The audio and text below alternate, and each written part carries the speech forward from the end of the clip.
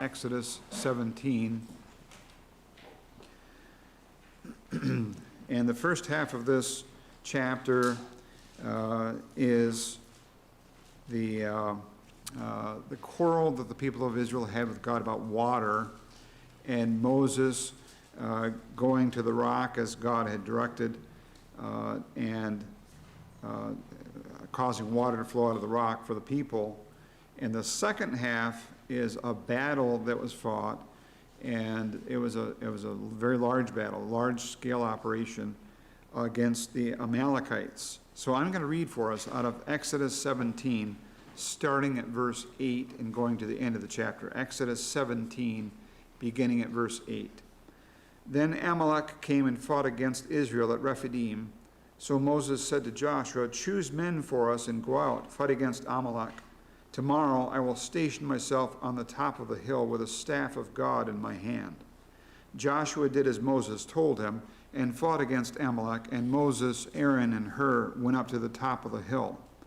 So it came about when Moses held his hand up that Israel prevailed, and when he let his hand down, Amalek prevailed. But Moses' hands were heavy.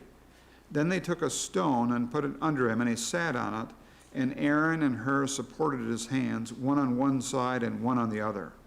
Thus his hands were steady until the sun set. So Joshua overwhelmed Amalek and his people with the edge of the sword.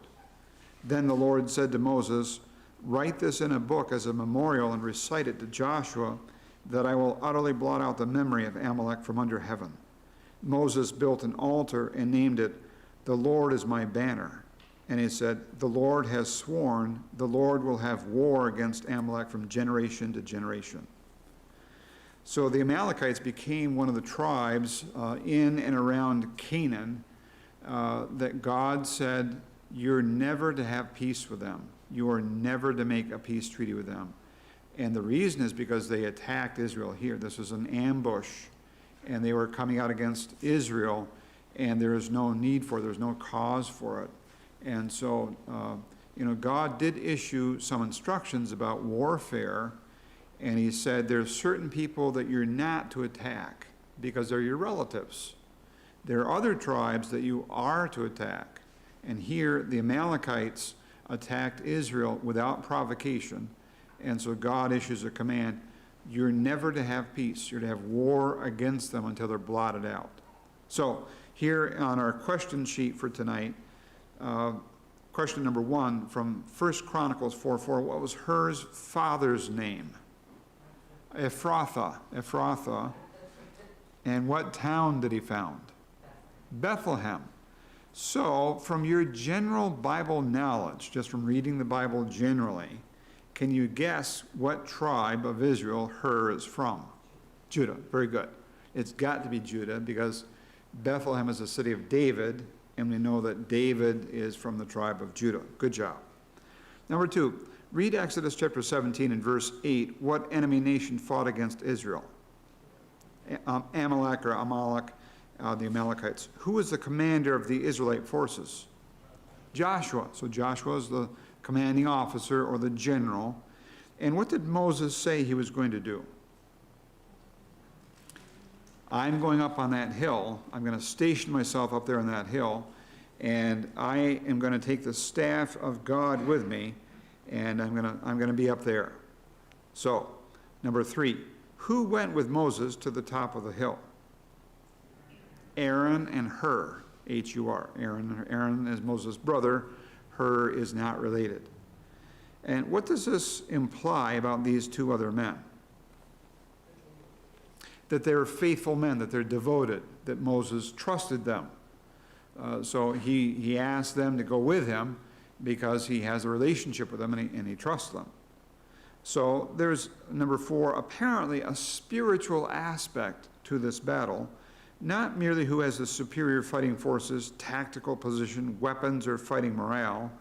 And by the way, when we think about the ancient world, ancient Middle East, sometimes we fall prey to the thinking that says, well, in the ancient world, people were pretty primitive. They had, they had stones for weapons and clubs, and they said ugh a lot. No, they had their sophistication. At this stage, many of the weapons would have been out of bronze. Some would have been iron. But they knew how to conduct warfare. They knew about large-scale operations and so on. So this is not people just, standing around loincloths saying ugh a lot. This is war, and they're sophisticated about it. But there is a strange thing going on, and we can tell that there's another side to this battle. It's not just, well, Joshua, you need to get the high ground, you need to get your men organized with the heavy infantry in the front and archers and slingers on the flanks. And it's not just that.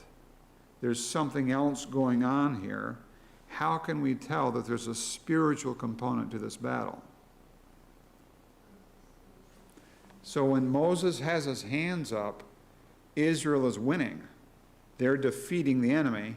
And when Moses gets tired, Israel starts losing. That's not normal. That's not normally how battles go. The battle is not dependent on a man having his hands in the air. That's something else. There's some other component to this that's beyond the ordinary. There is a spiritual side to this.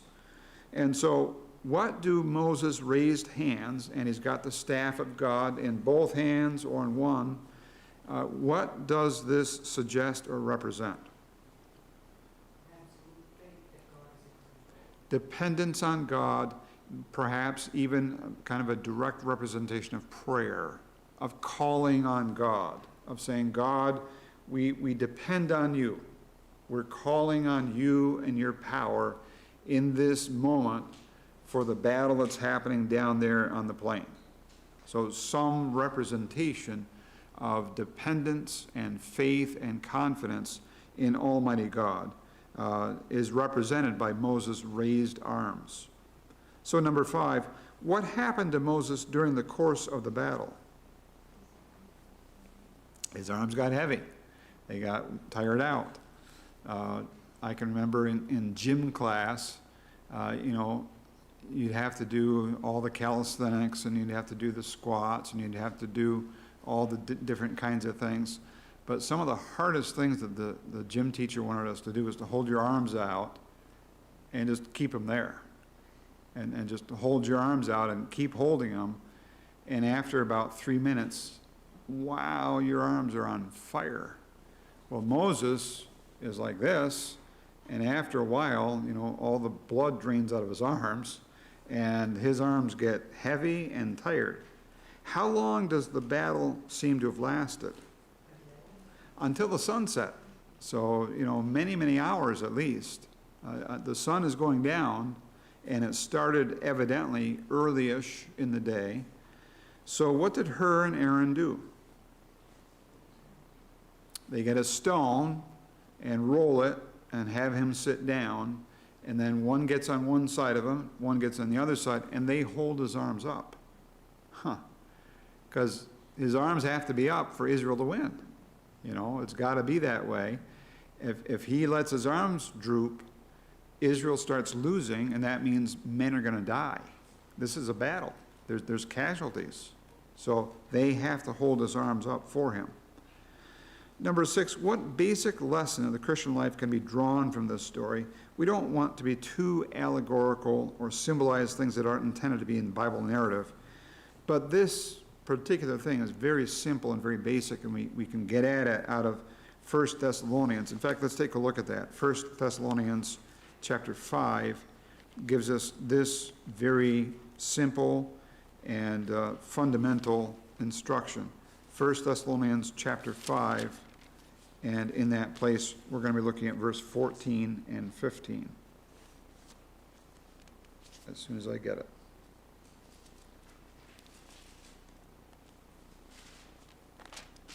It says in verse 14, "We urge you, brethren, admonish the unruly, encourage the faint-hearted, help the weak, be patient with everyone, and then see that no one repays another with evil for evil, but always seek after that which is good for one another and for all people." So in the middle of verse 14, encourage the faint-hearted, help the weak. In other words, a very basic Christian truth is we help each other. Sometimes there's a burden to be borne that is too heavy for one person. And in fact, the book of Galatians even says this: bear one another's burdens. There's a load that's just too much for one person to carry, and we're supposed to come alongside and say, let me help. Let me assist in this. Now, Galatians also says everyone has to carry his own load. The two words are different, actually. The word for bear one another's burdens, that word for burden is a huge thing. It's gigantic. And the other, carry your own load, means a smaller package.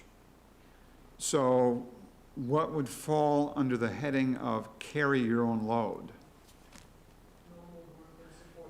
Yeah, exactly. So, I don't ask you to come over and mow my lawn or wash my dishes or, fix something that needs fixing around. That's my job.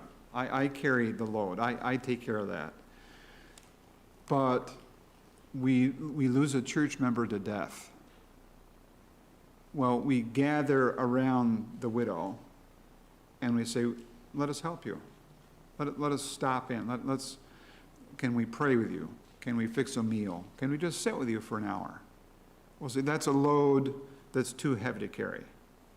And that's what's going on here. So there's a basic Christian principle, which is Christians are supposed to help each other. We're supposed to care. We're supposed to help one another carry the heavy load. And that is what Aaron and Hur are doing here. They are holding up Moses' arms because he can't do it on his own.